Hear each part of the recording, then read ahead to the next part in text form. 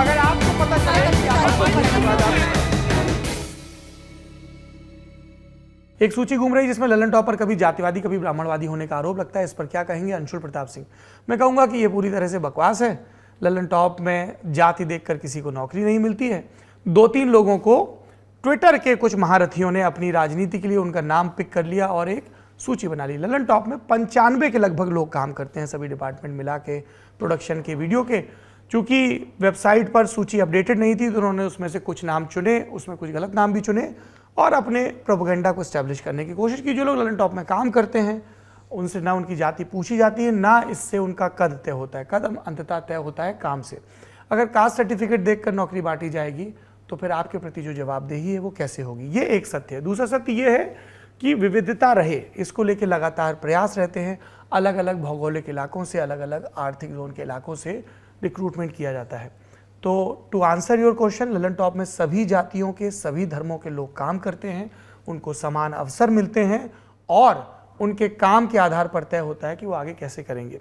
दूसरी चीज़ क्या हुई कि चूंकि मेरे अतिरिक्त सभी लोगों का स्क्रीन पर नाम सिर्फ पहला आता था, है ना, क्योंकि हमारा पहले से वो नाम चल रहा था तो एज इट इज़ चला गया। अब उसके बाद क्या हुआ कि लोगों ने उसके हिसाब से अपनी अपनी राय बनानी शुरू कर दी। मुझे पता है कि मैं जाति के प्रश्न पर कितनी भी आपको अपनी जवाबदेही बरत दूं। जो लोग मेरे व्यक्तिगत जीवन को जानते हैं उन्हें पता है कि जाति को लेकर मेरा आग्रह क्या है। आप ललन टॉप की कवरेज देखेंगे कभी भी कि किसी भी प्रकरण में अगर किसी ने कोई कास्टिस्ट रिमार्क किया तो खुद मैंने और मेरे साथियों ने उन्हें तुरंत टोका है। अब बताने के लिए मैं आपको बताने लगूं कि इस समय इस कमरे में नेता नगरी के जो प्रोड्यूसर या डिप्टी प्रोड्यूसर मौजूद हैं या जो पैनल पर है, कैमरे पे लोग मौजूद हैं, उनकी जाति क्या है, लेकिन इससे जिनको सिर्फ और सिर्फ ललन टॉप की पत्रकारिता को इस बिना पर खारिज करना है कि यहाँ पर 90-100 में से 10, 20, 22 लोग किसी एक जाति के हैं जिनके अपने वेस्टेड इंटरेस्ट हैं, वो करते रहेंगे। वो इस क्लिप का भी इस्तेमाल करेंगे, इस पर भी खूब करेंगे मेरी बला से। मैं उन लोगों के लिए जवाबदेह नहीं हूँ। मैं ललन टॉप के 4 करोड़ से ज़्यादा दर्शकों के लिए जवाबदेह हूँ। मैं संविधान के प्रति जवाबदेह हूँ। मैं इस देश में एक समतावादी समाज बने उसके लिए जवाबदेह हूँ। इसीलिए हमारा जोर किस पर होता है? हमारा जोर होता है कि कहीं भी किसी भी किस्म का भेदभाव हो उसको रिपोर्ट किया जाए। कोई भी जेंडर के बेस पे, रिलीजन के बेस पे, कास्ट के बेस पर डिस्क्रिमिनेशन हो उसको काउंटर किया जाए। ललन टॉप की पत्रकारिता पे कुछ कह नहीं पाए तो जाति का फंतूड़ा लेके घूमने लगे। घूमते रहिए, मेरी शुभकामनाएं उनको। लेकिन ट्विटर के मंडलेश्वर ये तय नहीं करेंगे कि ललन टॉप पर क्या चलेगा, और ललन टॉप में जो लोग काम करते हैं उससे तय होगा कि ललन टॉप का स्वरूप कैसा होगा। अगले सवाल की तरफ बढ़ते हैं। विकास देवकीर्ति और सौरभ द्विवेदी की अमेरिका की तस्वीरें और वीडियो चल रहे हैं, उन्हें राहुल गांधी की अमेरिका यात्रा जुड़ा बताया जा रहा है। इसमें कितनी सच्चाई है? सलमान तौहीद, ये एक और बकवास और गप है।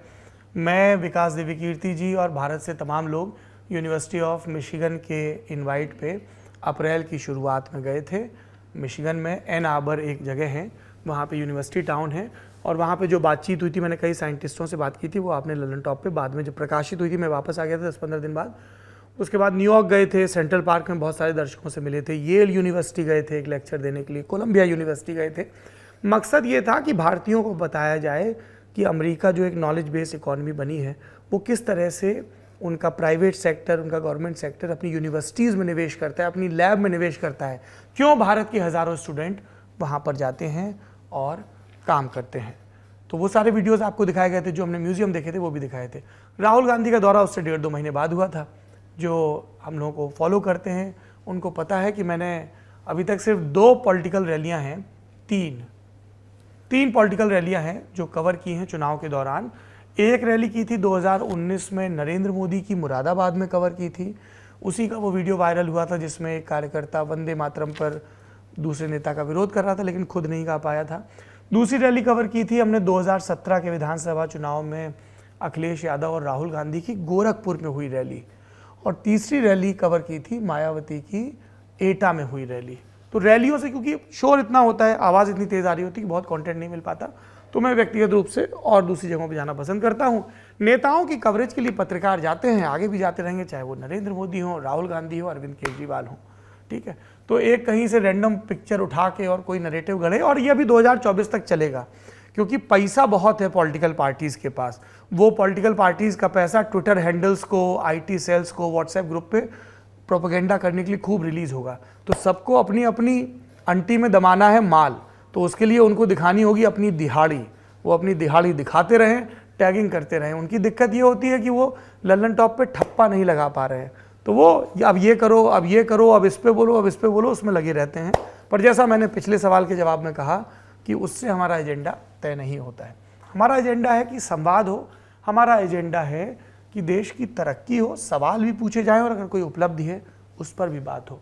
हमारा एजेंडा है कि अच्छा हो रहा है तो अच्छा बताया जाए और बुरा हो रहा है तो बुरा भी बताया जाए।